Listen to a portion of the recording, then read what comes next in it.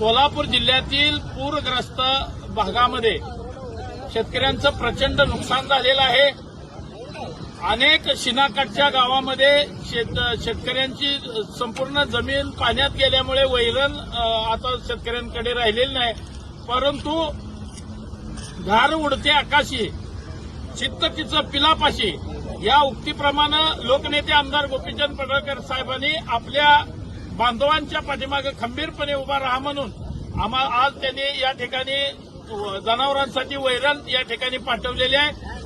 मोहोळ तालुक्यातील प्रत्येक गावामध्ये पडळकर साहेबांची मदत नक्की पोहोचणार आहे। आज 9 गाड्या या मोहोळ तालुक्यामध्ये आलेल्या आहेत आणि उद्या माढा तालुक्यामध्ये या गाड्या जाणार आहेत। मी आपल्या माध्यमातून सर्वांना आवाहन करतो, अशीच मदत आपण या शेतकऱ्यांच्या मोडून पडलेल्या शेतकऱ्यांच्या पाठीमागे खंबीरपणे उभं राहा आणि ज्याला जमल त्यांनी ही मदत या मोहोळ तालुक्यात असेल सोलापूर जिल्ह्यातील पूरग्रस्त भागात पाठवा अशी नम्र विनंती करतो।